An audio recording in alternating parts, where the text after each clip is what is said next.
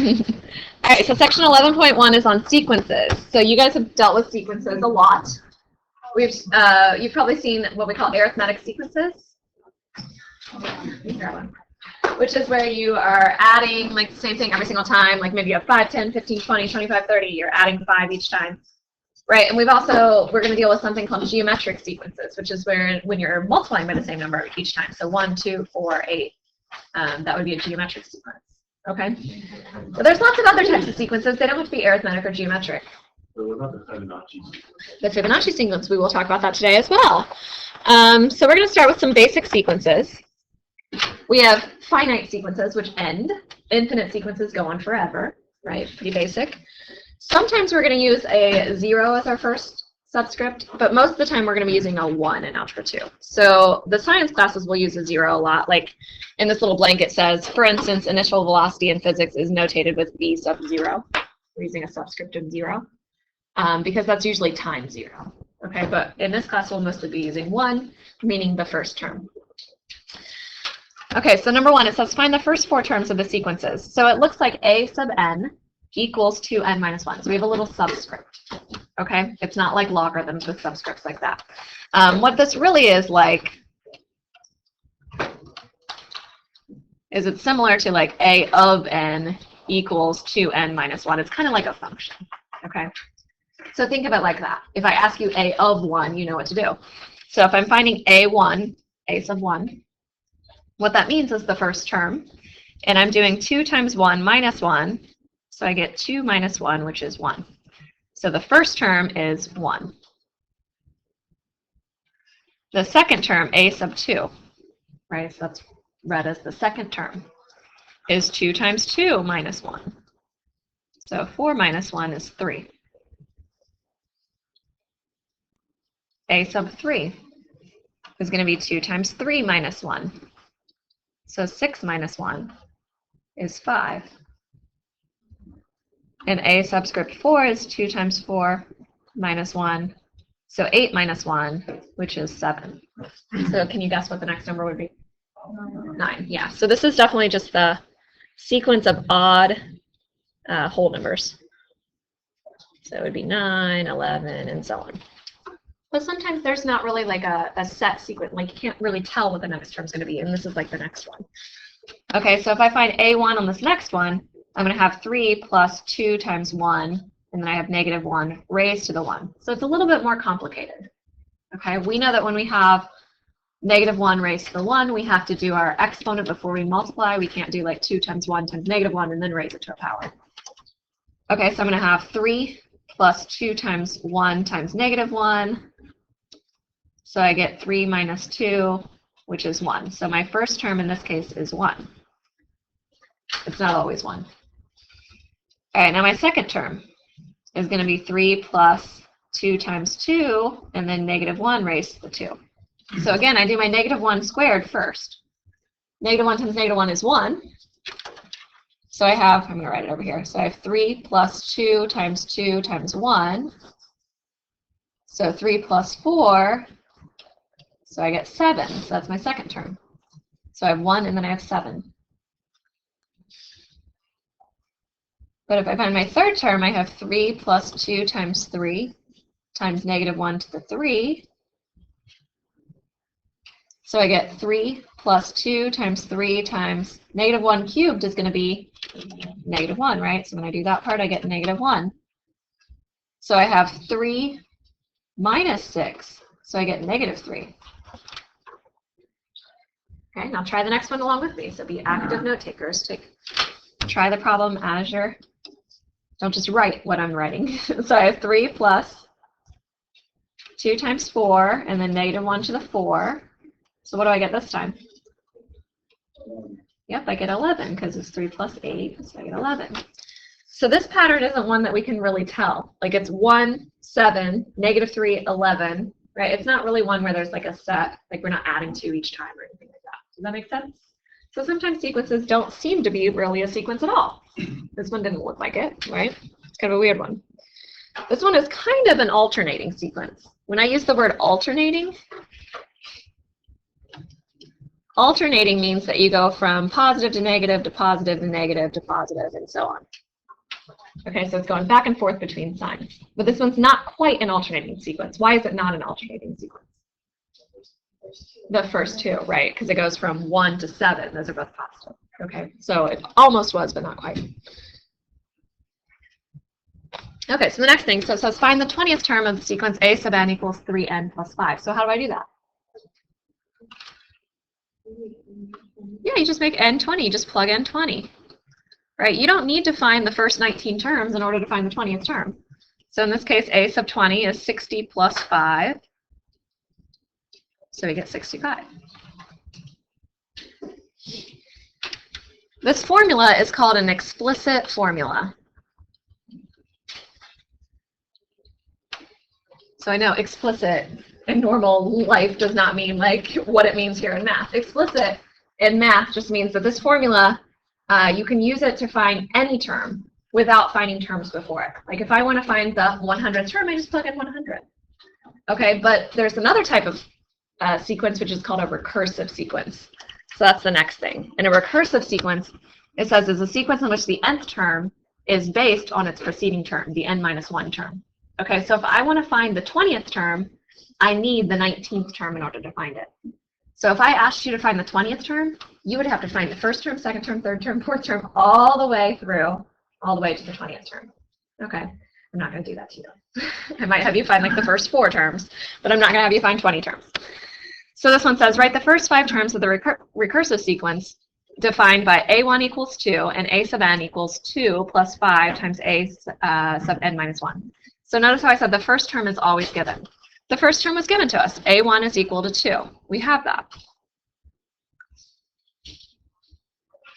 And we were told that the nth term, a sub n, was 2 plus 5 times a sub n minus 1. So this is the nth term.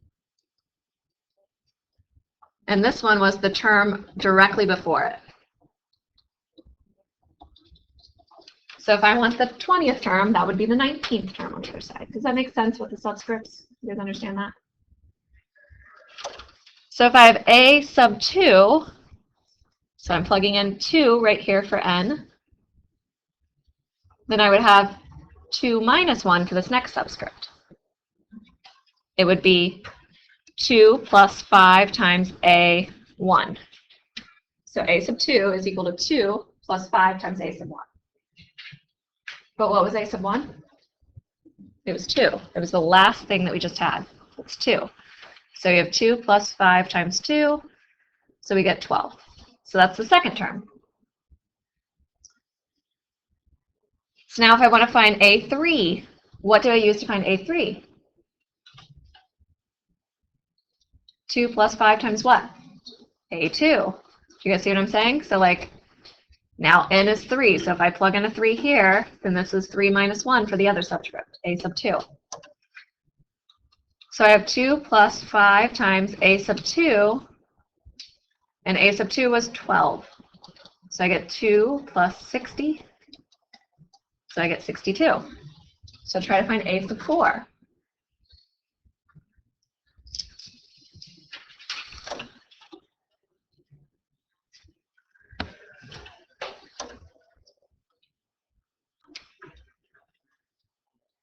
So in order to find a sub 4, we need a sub 3, right? Well, we just found that. So a sub 4 is 2 plus 5 times 62.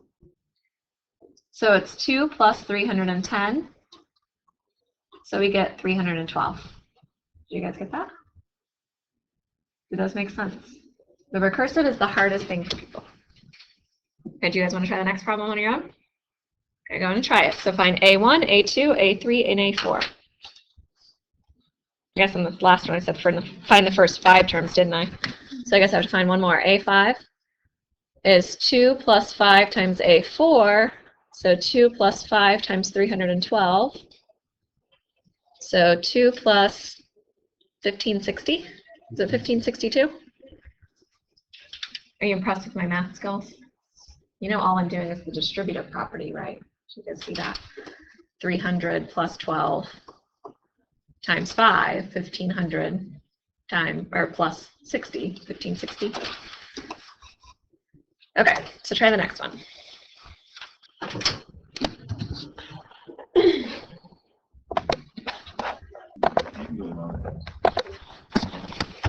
All right, so the first term is -1, right? That was given to us. So if I want to find the second term, right, that means that I'm plugging in 2 for n. So just for the subscripts, not for any like numbers that I'm plugging in. So I have a sub 2 is 3. Then I have a sub 2 minus 1 is 1 plus 4. So I have 3 times a sub 1 plus 4. That's going to be my pattern. Each time I'm using the term from before. So I have 3 times -1 plus 4 is 3 times 3, so I get 9. Then a sub 3 is going to be 3 times a sub 2 plus 4. So it's going to be 3 times 9 plus 4. 9 plus 4 is 13. So I get 39. And then the fourth term, 3 times a sub 3 plus 4. So I have 3 times 39 plus 4. So I get 3 times 43. Can you guys do the distributive property? Are you doing that in your head? 120 plus 9, 129. That's the fourth one. Did you guys get all this? So you understand the recursive? That's usually the hardest thing from this section for people, the recursive formulas. All right, so let's try something else. So Fibonacci sequence. So some of you guys might know the Fibonacci sequence already. Do you guys know it? Yeah, what is it? 1. The actual sequence. 1, 2, 2. No, 1, 1, 2, 3, 5, 8, 13, 21. Yep, good. All right, so if you don't know, that's okay. I'm going to show you what it is. So the Fibonacci sequence is defined recursively, and you're given 2 things to begin with. So we use an a sub 0 and an a sub 1. So the 0 term in the first, I don't know, it's kind of weird calling it the first term, but a sub 0 and a sub 1. And then each thing after that is based on the 2 preceding numbers. So it says a sub k equals a sub k minus 2 plus a sub k minus 1. So for example, if I want to find the 10th term, if k was 10, then I'm finding a sub 8 and I'm adding it to a sub 9. Do you guys see it? So if I want the 10th term, I'm adding the 8th and the 9th terms to get it. Okay? So I start out with a0 is 1, a1 is 1, a2 ends up being a0 plus a1. It's going to be the 2 terms before it added together. Do you see why we needed 2 things to start out with now? So 1 plus 1 gives me 2. And then the third term is going to be a1 plus a2. Well, a1 was 1. a2 we just found was 2. So I get 3. a4, if I use 4 for my k, or n, or whatever you're using, I have a sub 4 equals a sub 4 minus 2 is 2, right? 4 minus 1 is 3, so it's a2 plus a3, the 2 preceding terms. So a2 was 2, a3 was 3, so 2 plus 3 is 5. See how it works? So right now I have 1, 1, 2, 3, 5. If I want the next term, it's going to be based on the 2 terms before it. So if I have 3 added to 5, I get 8. If I have 5 added to 8, I get 13. If I have 8 added to 13, I get 21. If I have 13 added to 21, what do I get? 34. What's my next one? 55. And then 89. And then 144, and so on. Okay, so that's the Fibonacci sequence. Do you guys see how it works? 1, 1, 2, 3, 5, 8. You're always adding the 2 terms before to get the next term. Yep. Why was it created? Just so somebody put the numbers and then molecules right The Fibonacci sequence is related to the golden ratio, actually. So I've told you before, remember I was talking about pi day? How I got you guys really, really pumped for pi day, and then afterwards I was like, yeah, it's actually not even my favorite number. My favorite number is phi. So phi looks like this, and it's 1 plus the square root of 5 divided by 2.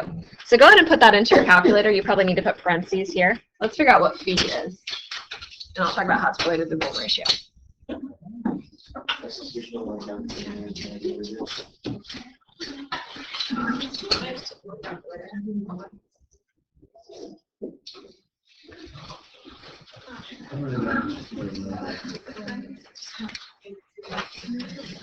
So my calculator gives me 1.618033989 and so on.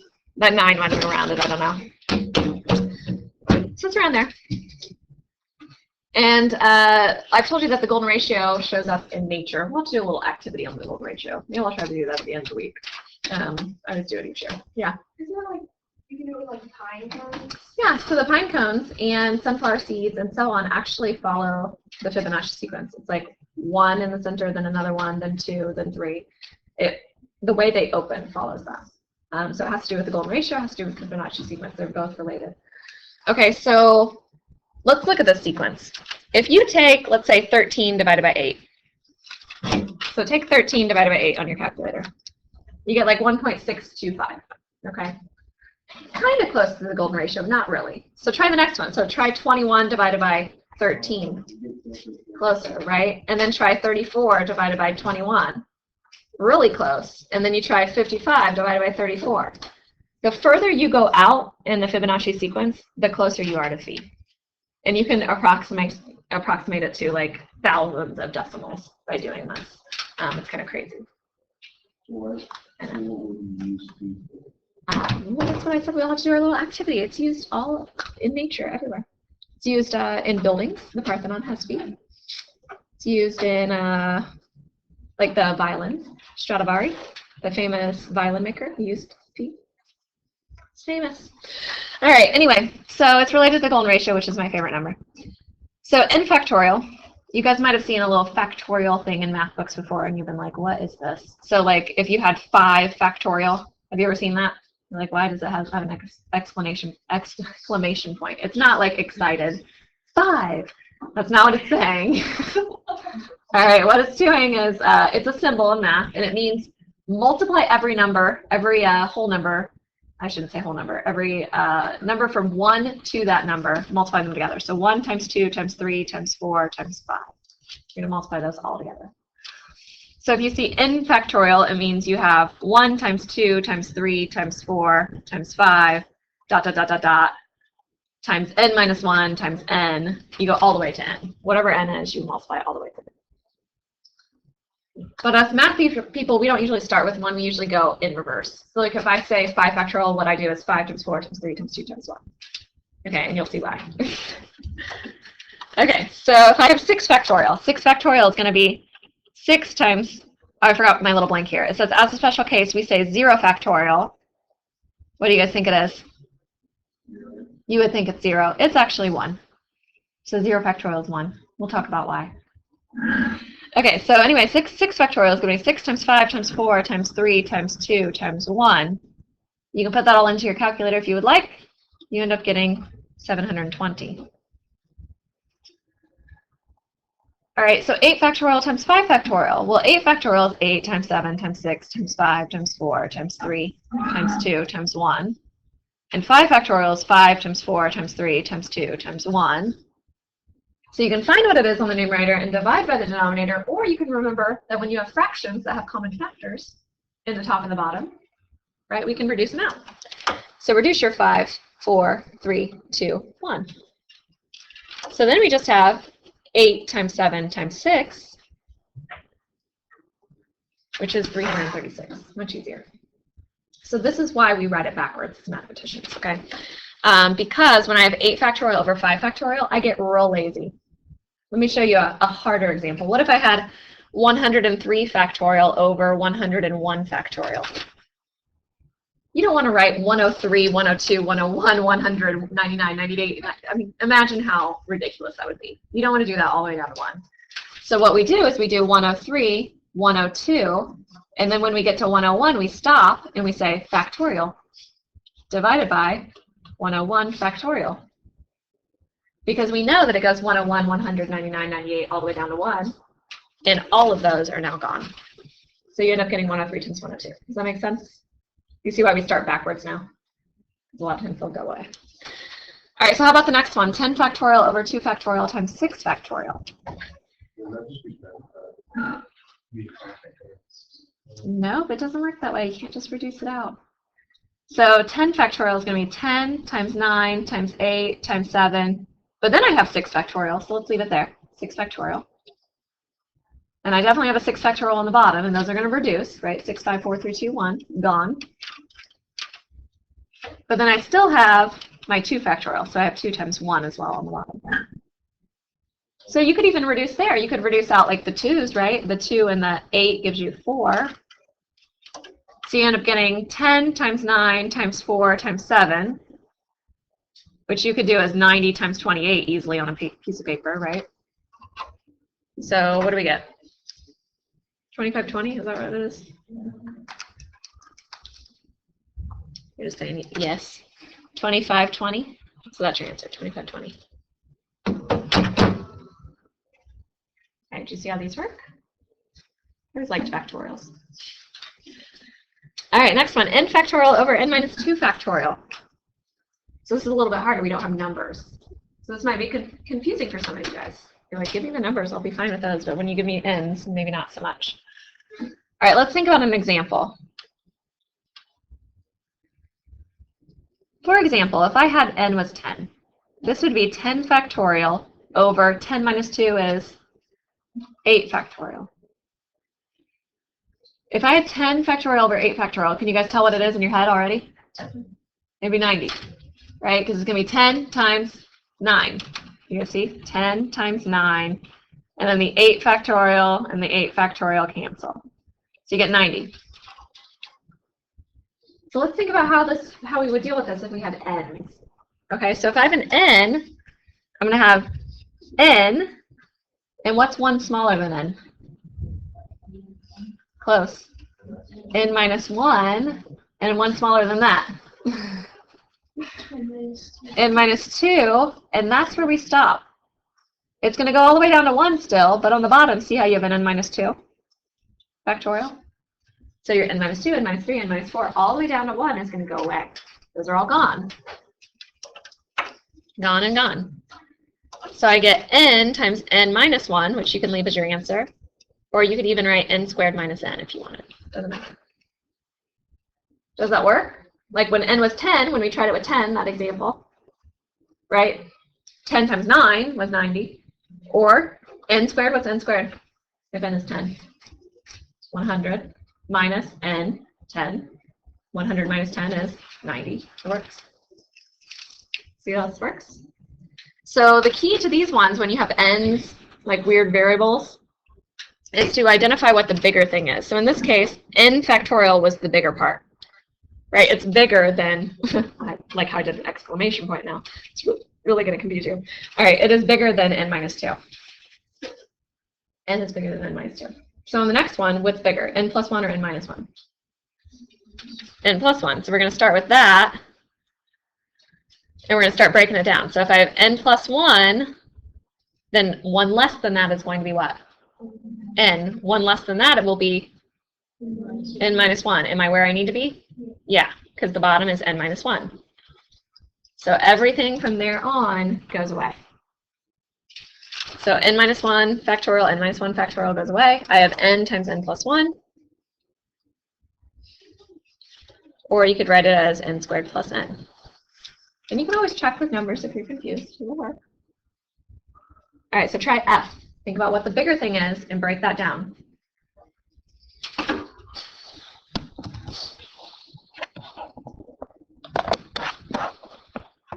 All right, here we go. So you should have 1 over something. A lot of you guys forgot the 1 over as I was going around.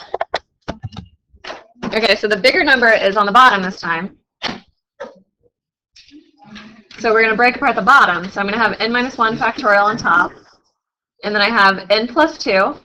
1 less than that would be n plus 1. 1 less than that is n. And then I have n minus 1 factorial. So my n minus 1 factorials go away. But on top, it just doesn't go away, right? There's a 1 up there. So I have 1 over n plus 2 times n plus 1 times n. And you can leave it like that. You don't have to multiply it all out. Okay, so that's your answer. Okay. And then our last problem is another sequence, but now this sequence involves factorials. These are going to have some fractions. You can have fractions and sequences. That's okay. All right, so, oh, I guess I have one thing before that. It says true or false. Is 10 factorial over 2 factorial equal to 5 factorial? No. No, factorial. Right.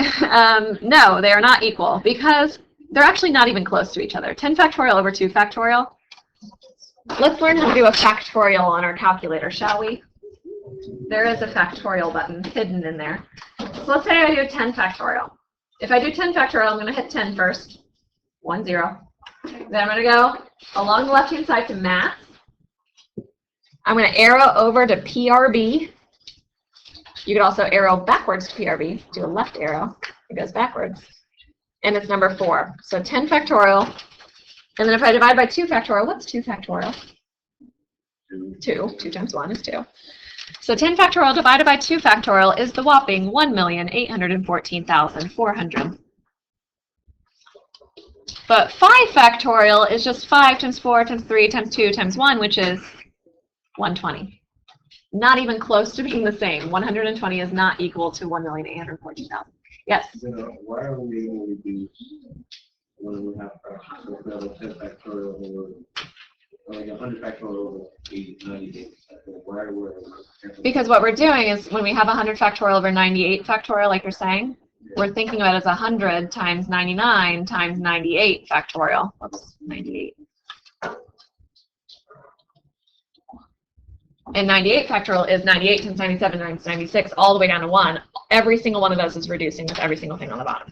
You're not just like, you're not saying, it's kind of like people are thinking that this happens. This does not happen. You can't just like bring a factorial out. And you also can't do, like some people will say, like 3 plus 2 factorial is 3 factorial plus 2 factorial. It's not. 3 plus 2 factorial is 5 factorial. It is not 3 factorial plus 2 factorial, which is 6 plus 2, right? 6 plus 2 is 8. This is 120. 120 is not equal to 8. It doesn't work. Okay, so there's a lot of rules that people will get confused on with factorials. All right, and you also need to be really careful when you do use the factorial button on your calculator. It's really not a lot faster. A lot of times you have to like hunt for the factorial button. It takes a while. So if you're doing something like, what one was it? Like C, you have to be really careful if you use your calculator. It takes a long time to use the factorial because there's several that you put in. But also people will forget to put this denominator in parentheses. It needs to be in parentheses when you do that. Okay? Otherwise it's going to do 10 factorial divided by 2 factorial. Find that answer, and then multiply by 6 factorial. So make sure you put parentheses. All right, so the last thing. So it says write the first 4 terms of the sequence. So I have A1 equals 2 to the 1 over 1 factorial. So I get 2 over 1, which is 2. A2 is 2 to the 2 over 2 factorial. So 4 over 2, which is 2. So you're like, oh, yeah, it's always going to be 2. Nope. So A3 is going to be 2 cubed over 3 factorial. 2 cubed is 8 over 6. So we get 4/3. A4 is 2 to the 4th over 4 factorial. So 16 over, what's 4 factorial? 24. They're both divisible by 8. So you're going to have 2 over 3. So it's like 2, 2, 4/3, 2/3, and so on. Jason, what are you doing back there? All right, so you have a little bit of time before break, so I'll let you work on your homework. You should be able to finish it. That first page, at least. Yeah, I will.